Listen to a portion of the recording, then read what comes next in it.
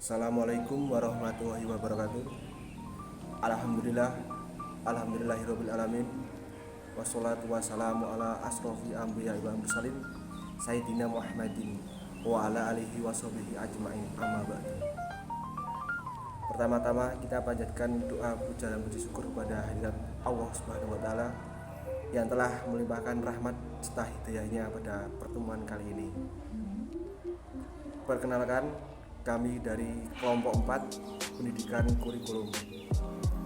Saya sendiri Dwi Nur Rahimin, absen belakang 322, dan anggota saya adalah Adia Pamesti, yang kemudian Eka Fani Pangestu, dan yang selanjutnya adalah Puput Firani, yang terakhir adalah Nanda Imam Maulaya. Assalamualaikum warahmatullahi wabarakatuh. Perkenalkan, nama saya Ardia Pramesti, NIM 304. Saya akan menjelaskan materi yang pertama dari kelompok kami, yaitu tentang kompetensi inti dan kompetensi dasar. Yang pertama yaitu kompetensi inti. Isi kurikulum 2013 dikembangkan dalam bentuk kompetensi inti dan kompetensi dasar. Kompetensi inti dikembangkan dari standar kompetensi lulusan atau SKL dan merupakan kualitas minimal yang harus dikuasai setiap peserta didik di kelas dalam setiap mata pelajaran.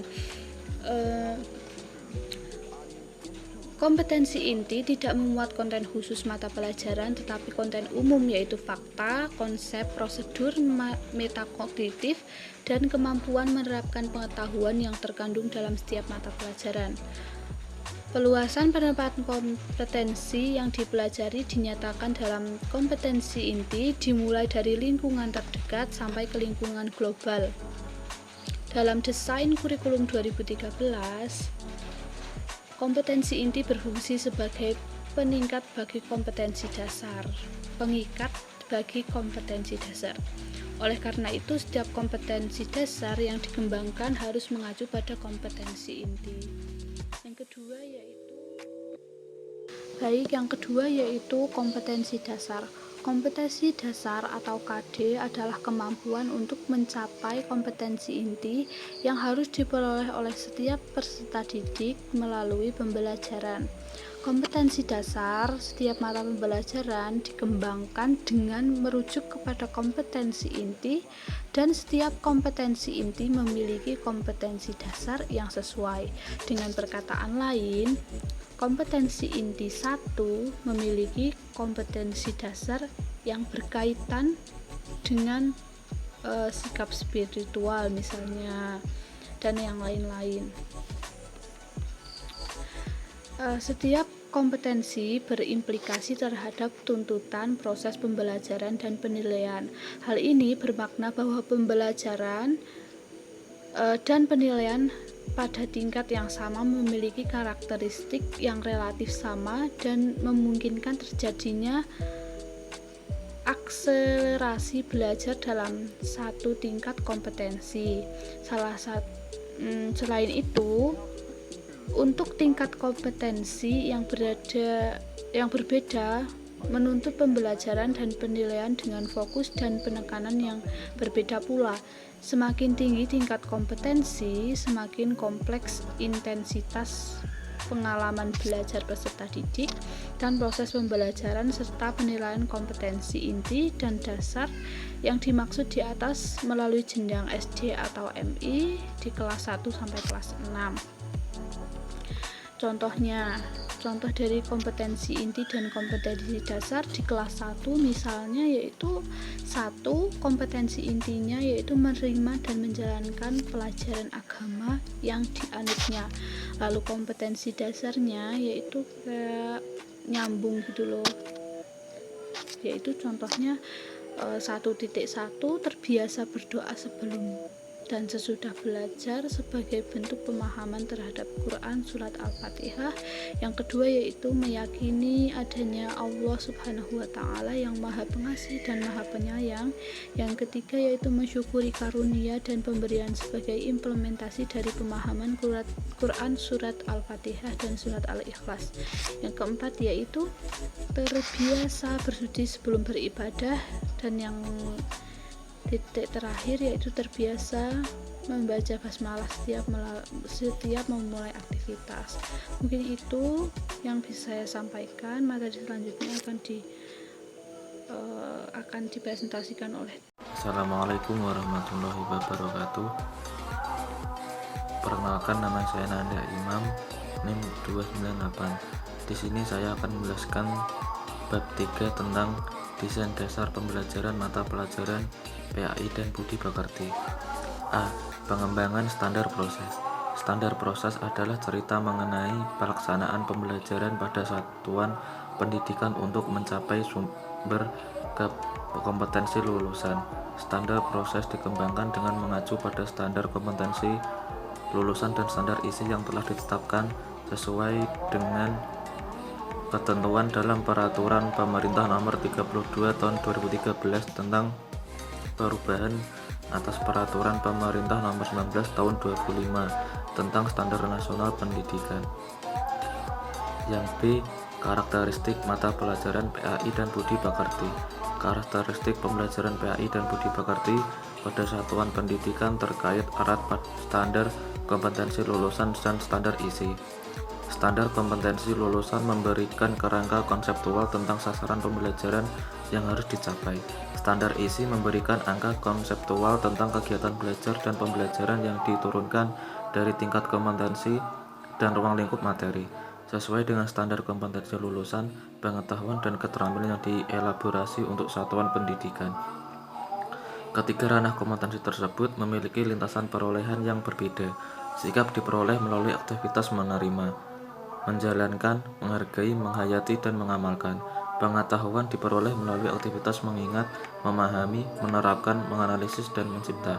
Keterampilan diperoleh melalui aktivitas mengamati, menanya, mencoba, menalar, menyaji, dan mencipta.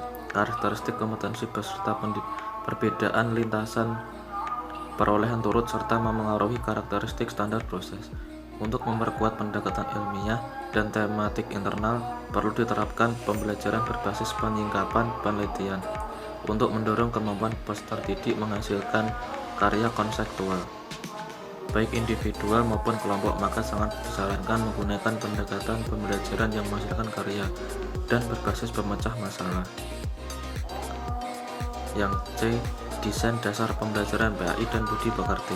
1. Perencanaan. Perencanaan pembelajaran mengacu pada standar isi. Perencanaan pembelajaran meliputi penyusunan rencana, pelaksanaan pembelajaran, dan penyiapan media dari sumber belajar.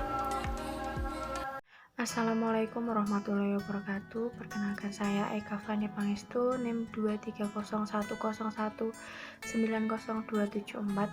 Di sini saya akan menyampaikan materi mengenai model-model pembelajaran mata pelajaran. Baiklah, dalam model pembelajaran terdapat 4 model pembelajaran. Yang pertama adalah model pembelajaran langsung atau direct interaction.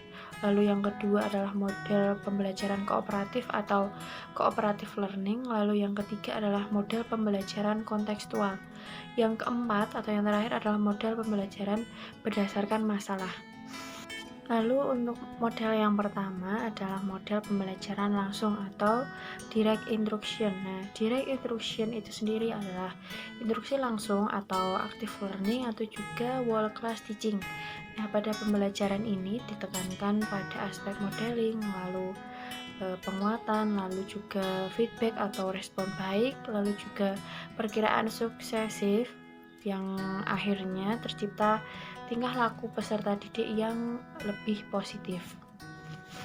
Lalu prinsip-prinsip perancangan dalam model direct instruction ini adalah yang pertama yaitu konseptualisasi performa pada pembelajaran ke dalam tujuan-tujuan dan juga tugas-tugas. Lalu yang kedua adalah penguraian tugas-tugas tersebut ke dalam komponen-komponen yang lebih kecil. Lalu yang ketiga adalah mengembangkan aktivitas-aktivitas latihan. Lalu yang keempat yaitu memastikan adanya penguasaan. Yang kelima, menyusun seluruh situasi pembelajaran ke dalam rangkaian-rangkaian yang memastikan adanya transfer antara suatu komponen dengan komponen yang lain. Lalu yang keenam adalah terpenuhinya persyaratan pembelajaran sebelum menapaki pembelajaran berikutnya. Lalu keunggulan dari model direct instruction ini adalah yang pertama, fokus terhadap pencapaian akademik peserta didik. Lalu yang kedua, arah dan kontrol guru sangat dominan. Lalu yang ketiga adalah harapan yang tinggi untuk peserta didik. Lalu yang keempat adalah sistem manajemen waktu yang sangat ketat sehingga dalam jangka waktu tertentu pencapaian kemampuan akademik peserta didik dapat terpenuhi. Lalu adapun pelaksanaan dari model ini terbagi menjadi 3 tahap. Yang pertama adalah tahap persiapan, di mana sebelum melaksanakan model pembelajaran ini, guru biasanya memberikan kontrak belajar. Lalu yang kedua yaitu tahap pelaksanaan. Yang ketiga adalah tahap akhir. Nah, pada tahap akhir ini, rangkaian model direct instruction ini adalah dengan melaksanakan praktik mandiri. Lalu model yang kedua adalah model pembelajaran kooperatif atau cooperative learning. Nah, cooperative learning ini mencakup suatu kelompok kecil yang bekerja sebagai sebuah tim untuk menyelesaikan sebuah masalah atau menyelesaikan sebuah tugas untuk mengerjakan sesuatu untuk mencapai tujuan bersama. Ciri-ciri pembelajaran cooperative learning yaitu pertama, siswa belajar dalam kelompok secara kooperatif untuk menuntaskan materi belajarnya. Lalu yang kedua, kelompok dibuat dari siswa yang memiliki kemampuan tinggi, sedang, dan rendah. Lalu yang ketiga adalah bila mana mungkin anggota kelompok berasal dari ras, budaya, suku yang berbeda. Lalu yang terakhir adalah penghargaan lebih berorientasi kepada kelompok bukan individu.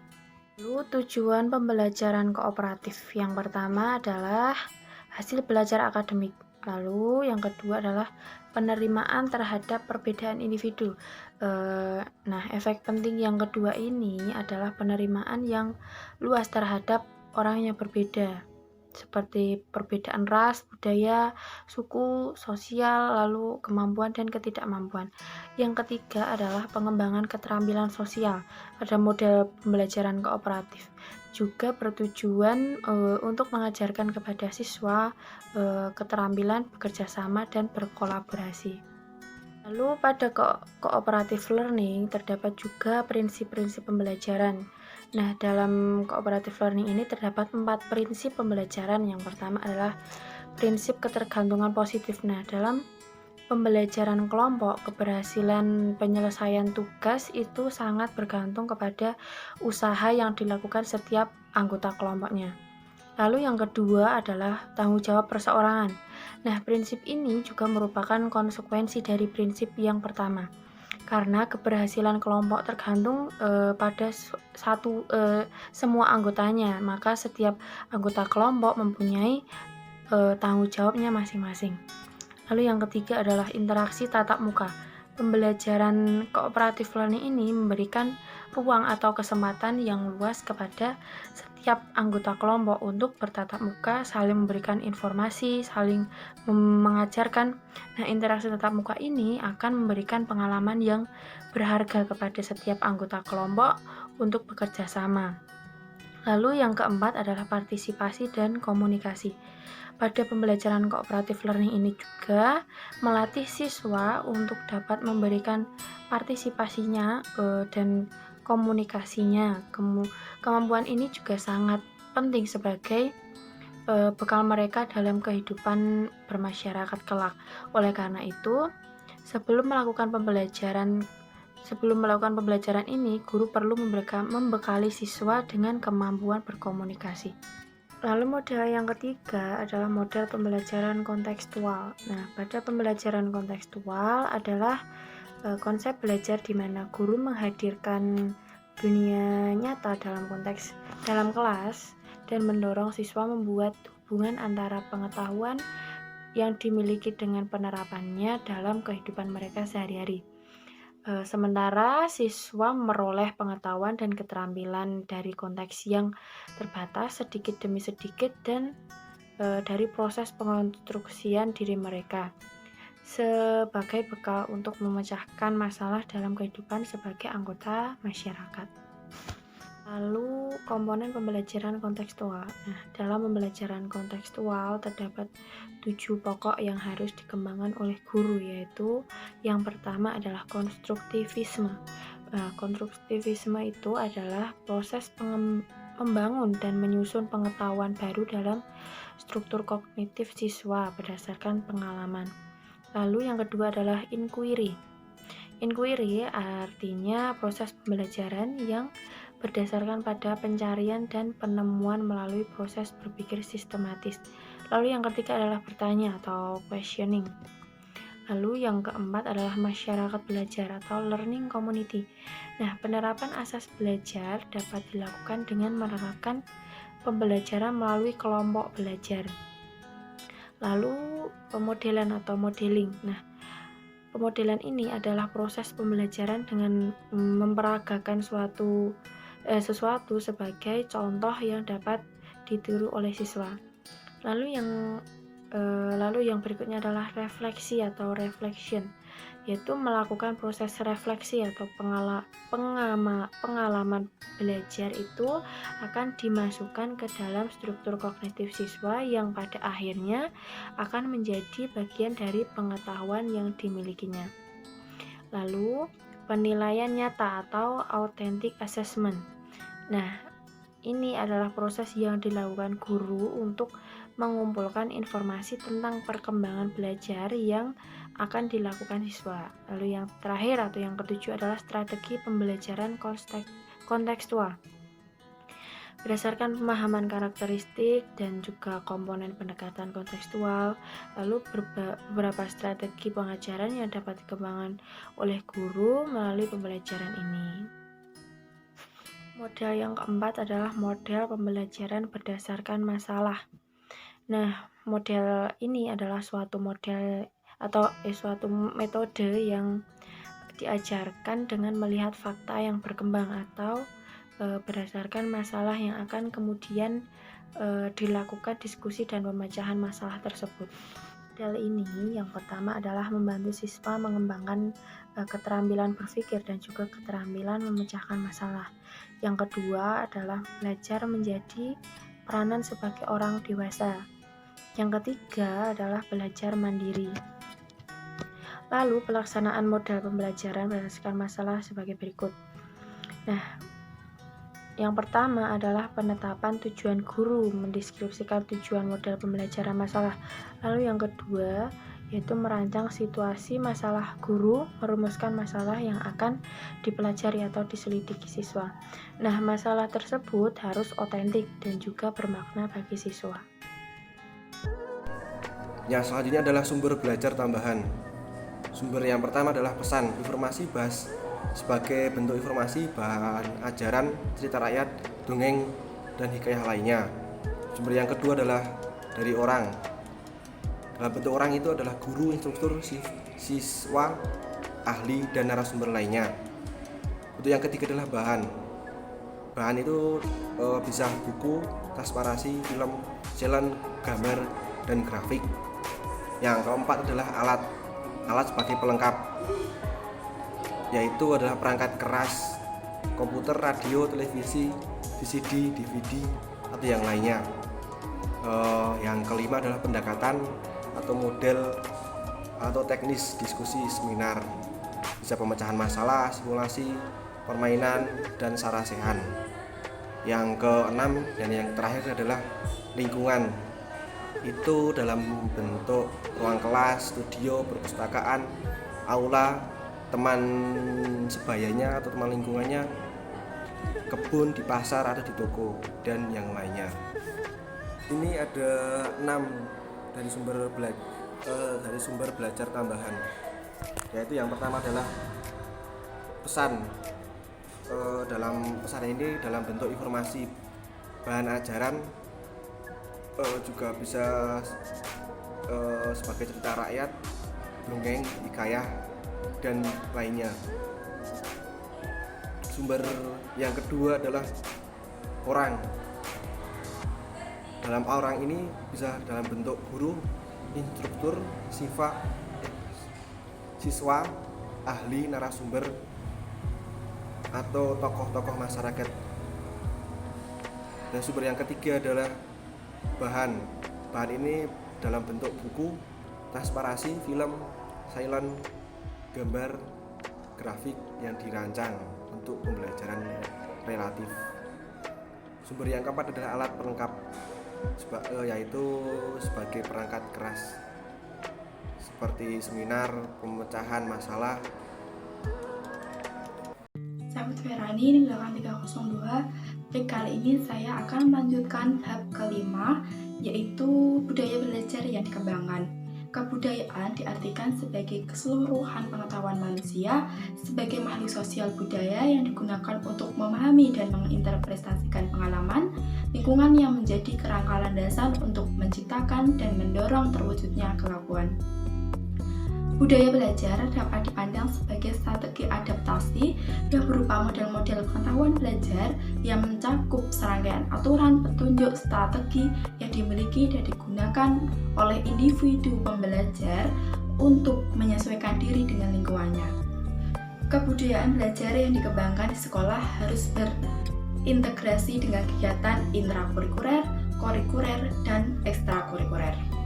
Yaitu kegiatan intrakurikuler pendidikan agama Islam dan budi pekerti. Kegiatan intrakurikuler adalah kegiatan yang dilakukan oleh sekolah yang sudah teratur, jelas, dan terjadwal dengan sistematik yang merupakan program utama dalam proses mendidik siswa. Yang kedua yaitu kegiatan kurikuler pendidikan agama Islam dan budi pekerti. Kegiatan kurikuler adalah kegiatan yang sangat erat sekali dan menunjang serta membantu kegiatan intrakurikuler. Biasanya dilaksanakan di luar jadwal intrakurikuler dengan maksud agar siswa lebih memahami dan mendalami materi yang ada di intrakurikuler, biasanya seperti penugasan dan pekerjaan rumah. Kegiatan ekstrakurikuler pendidikan agama Islam dan budi pekerti.